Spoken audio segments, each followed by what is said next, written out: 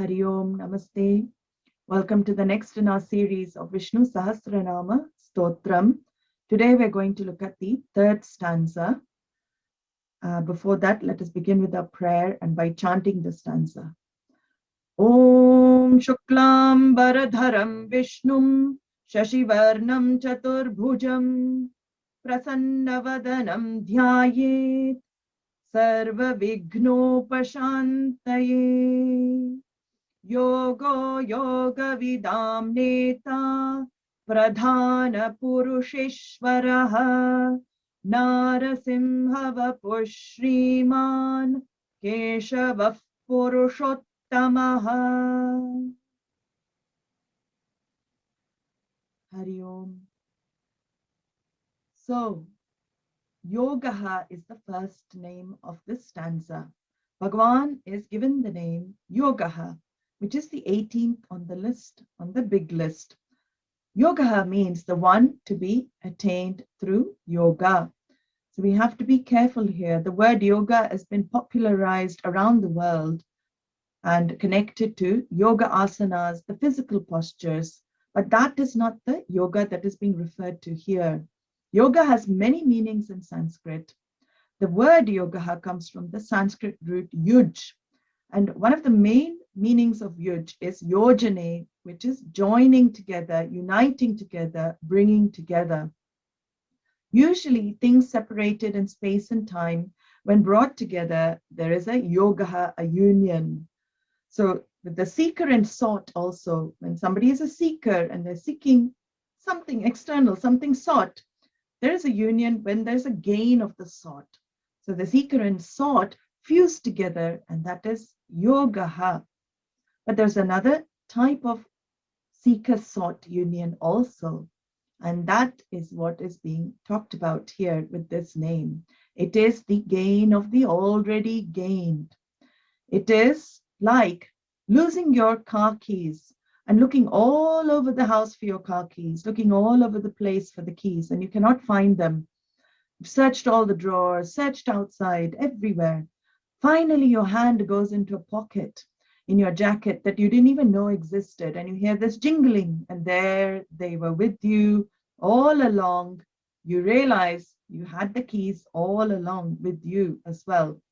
So this is an example, very rudimentary, but the gain of the already gained, something which was with you all along, you're looking for everywhere, and finally you discover it is with you. That is a type of yogaha. Now, what is the separation in this case? The separation in this case is only not knowing. The separation in this case is ignorance that you had the keys with you. In the same way, this yogaha, given the name given to Bhagavan Vishnu, the one gained through yogaha, means Bhagavan is the one to be gained through knowledge. He is the one to be attained through knowledge. Not knowing the Lord is the separation from the Lord. So the Lord is actually not away from you. He is always with you. He is antaryami. We've seen that kshetrajnaha, the indweller, he is always with you. But not knowing that is the separation. He is in fact the very seeker and the sought itself, the very self. So this yogaha, this is the name given to Lord Vishnu. And on the relative level, before this ultimate knowledge, relatively also, there are types of yogas.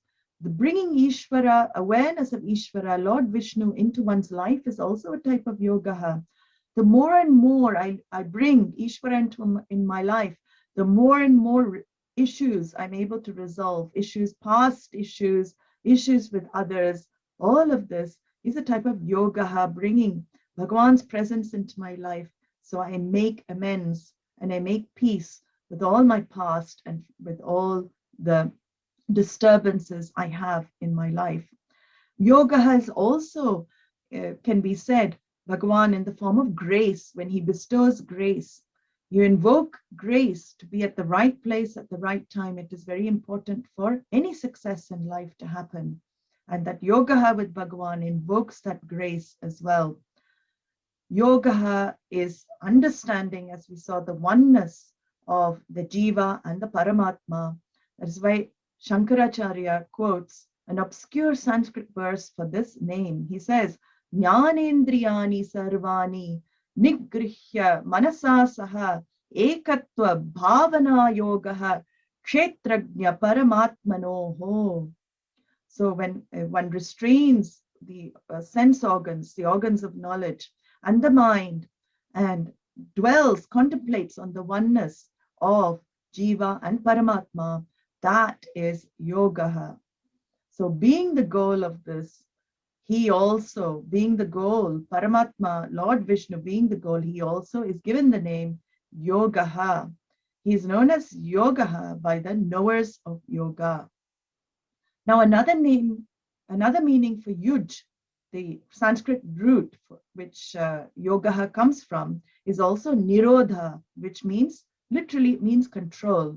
And we see this, a very famous sutra in Patanjali Yoga Sutras, Yogas Chitta Vritti Nirodha, which doesn't mean cessation of thoughts. It means stilling the mind, stilling the modifications of mind. So yoga is also the means. This is the means of understanding the truth as well. Preparing the mind is also a type of yoga. In Bhagavad Gita, chapter 6:23, best example of yoga in this sense is given by Bhagavan. Tam vidyat dukkha sanyoga viyogam yoga sannitam, Bhagavan says. May one know that the disassociation from the association with sorrow is what is called yoga. So this is a very interesting definition of yoga given by Bhagavan in verse 23. Here it is used in the sense of nirodha. So samyoga is association and viyoga is disassociation. So the disassociation from false association with sorrow, it should never happen. It can never happen. It is a false association, but it happens. It is our experience. Being the swarupa of happiness, of joy, this type of association with sorrow is not actually possible, but it is somehow, it happens because of ignorance. So the disassociation from this false association with sorrow is called yogaha. So the sadhana, the means, is also yogaha, and the sadhya, the goal, the end, is also yogaha. So the name yogaha means the means is also Bhagavan Vishnu, and the end is also Bhagavan Vishnu. So nirodha sense of yoga and also the yojane sense of yoga are both brought in here with this name. This is the 18th name of Bhagavan. So the next in our series of names is the 19th name given to Lord Vishnu, yōgavidāṃ nētā. Yōgavidāṃ nētā is the one who guides those who know this yoga. So in the previous name, we saw the meaning of yoga. Again, as I said, yoga has different meanings in different contexts. Here, yōgavidāṃ, Shankara says, means yogam vidanti, vicharayanti, jananti, labhante iti yogavidaha. So the people who know yoga as a process of self-discovery, as a journey of self-discovery. And the beginning of this journey, the first step of the journey, they know is the acceptance of the possibility of the Mahavakya Tat Tam Asi, that thou art. The equation, the great equation between Ishvara, the Lord, and the Jiva, the individual, and the oneness. So Vidanti is the first meaning. It's the acceptance of this possibility that there may be some truth to this oneness. Then begins the inquiry into this truth, vicharayanti, which is the next stage of this yoga that Shankara explains here. The inquiry into it requires some length of time spent in Shravanam, in listening to the words of Shastra as unfolded by a traditional teacher who comes in a lineage of teachers. So this inquiring with the help of a teacher, vicharayanti, is the second stage.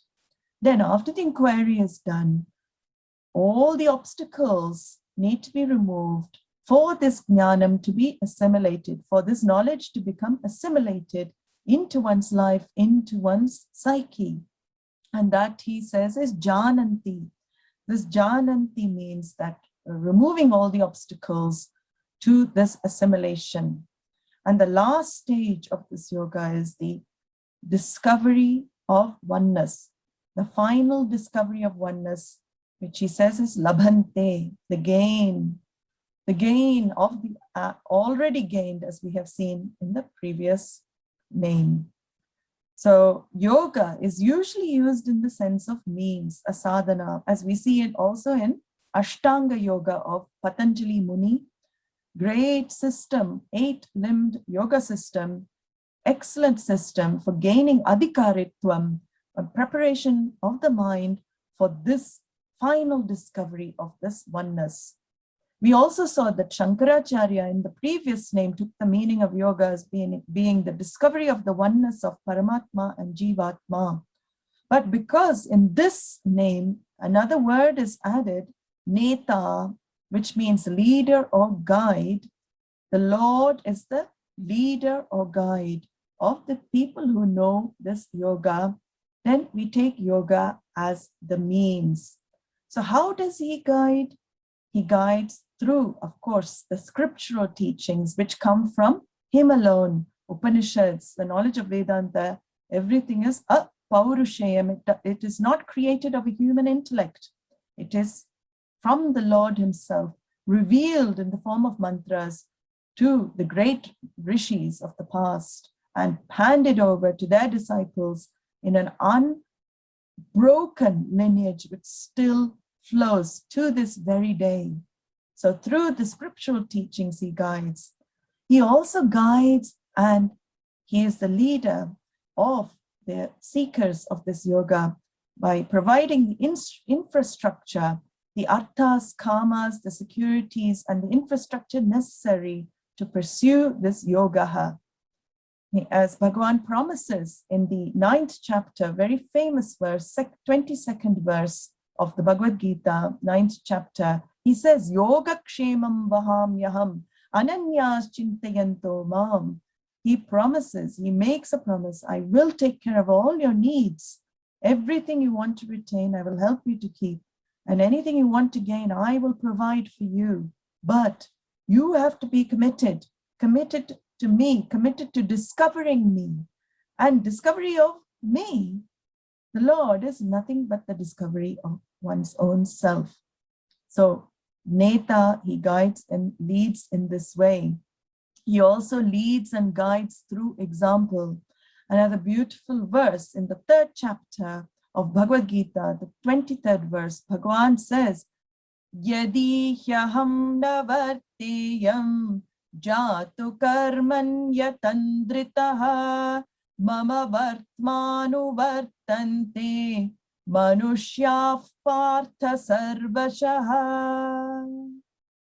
He himself says, if he doesn't engage, if I did not engage in action, O Arjuna, without being lazy, all men would follow my example in every respect.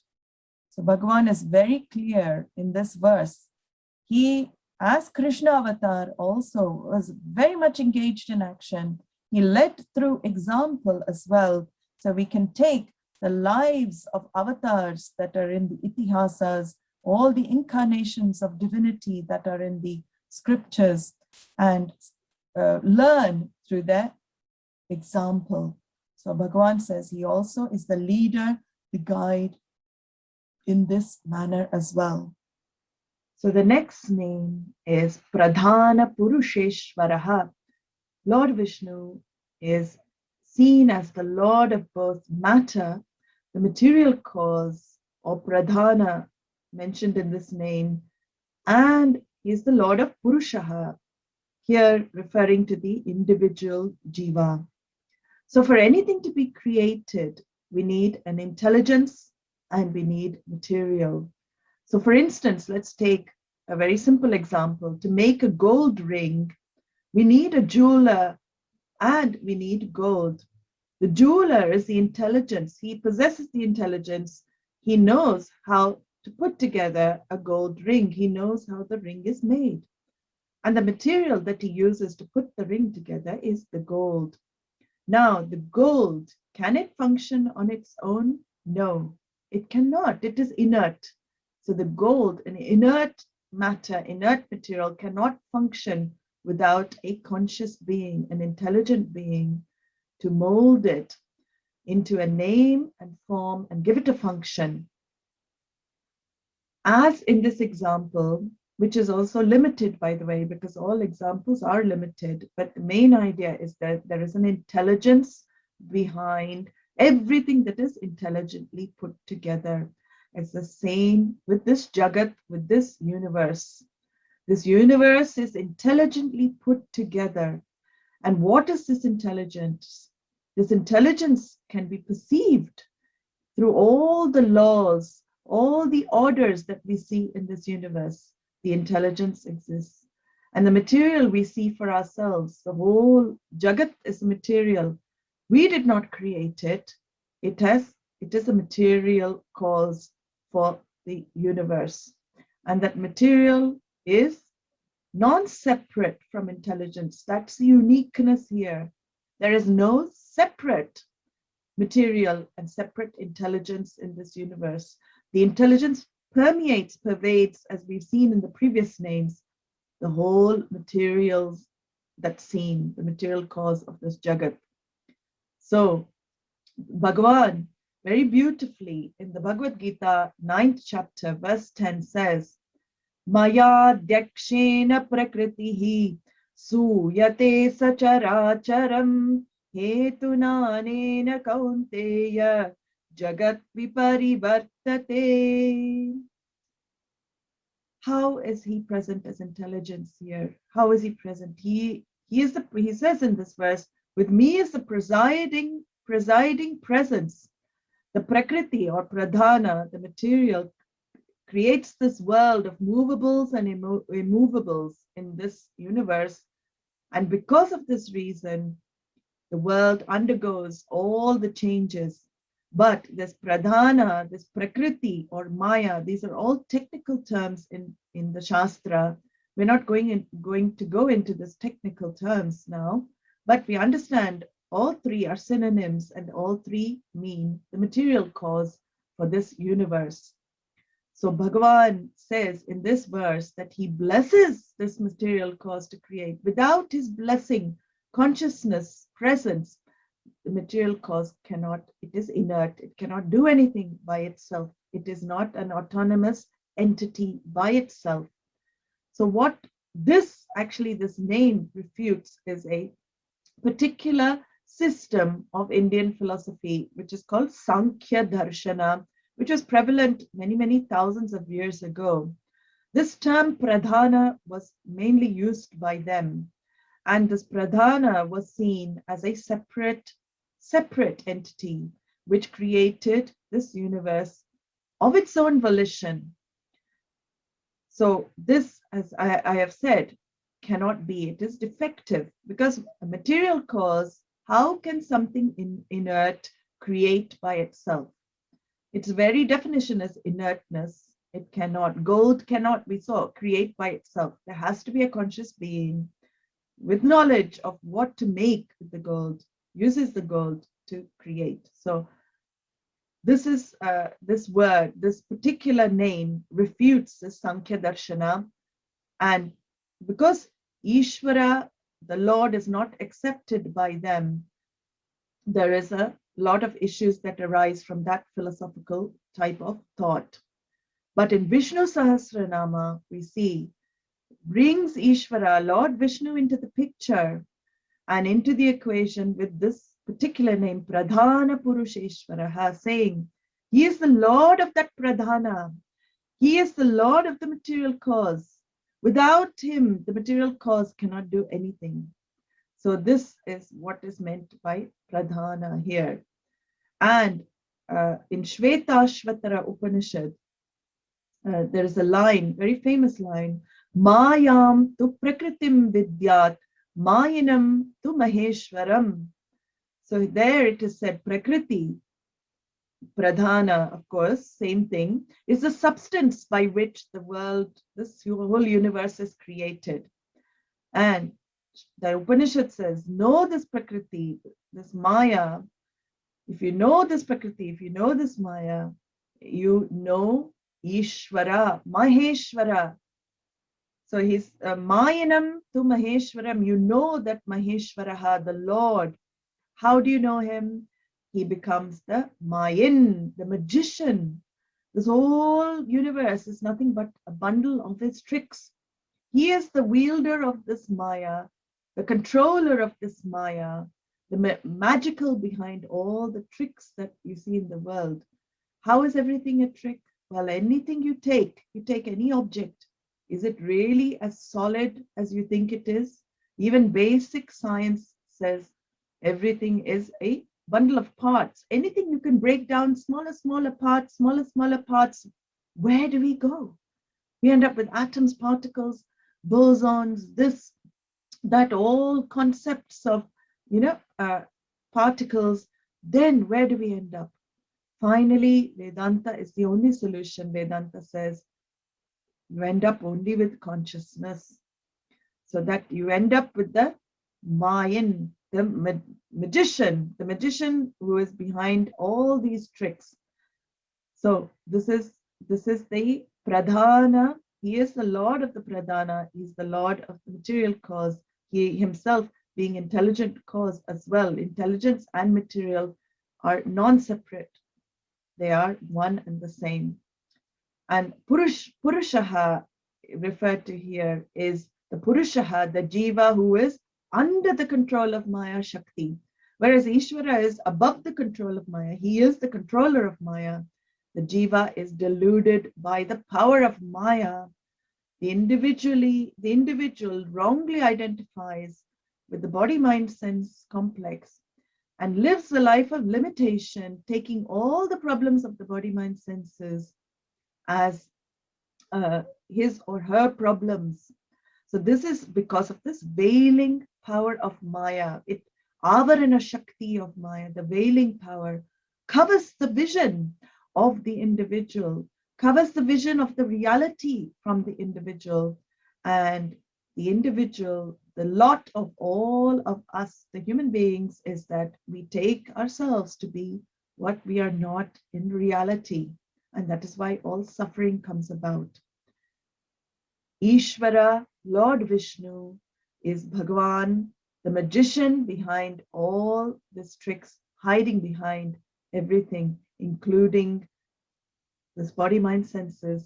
He is, as we've seen, hiding behind all this external name, form, function as pure consciousness in every being. So this name, very beautiful name, pradhāna puruṣēśvaraḥ, means he is the Lord of all this matter that we see. And the matter that we take to be external, all this matter of this universe, and also individual matter. Purushaha, he is Lord of this as well. So, pradhāna puruṣēśvaraḥ, beautiful name given to Lord Vishnu.